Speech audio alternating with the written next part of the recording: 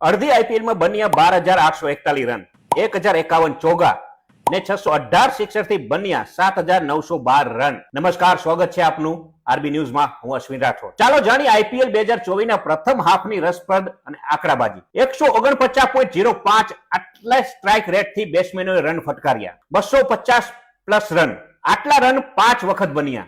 સૌથી વધુ રન વિરાટ કોહલીએ 361 રન હજી સુધી બનાવ્યા છે. સૌથી વધુ વિકેટ હજી સુધી જસપ્રીત બુમરાહ 13 વિકેટ લીધી છે. સૌથી વધુ સિક્સર ફટકારનાર હેનરિક ક્લાસેન છે, જેને 26 સિક્સ ફટકારી છે. સૌથી વધુ ચોગ્ગા ટ્રેવિસ હેડના છે, જેને 39 ચોગ્ગા ફટકાર્યા છે. હાઈએસ્ટ વ્યક્તિગત સ્કોર વિરાટ કોહલીનો છે અને 113 રનની ઇનિંગ તેને રમી છે. શ્રેષ્ઠ સ્ટ્રાઇક રેટ રોમારિયો શેફર્ડની છે અને 280 ની સ્ટ્રાઇક રેટ છે.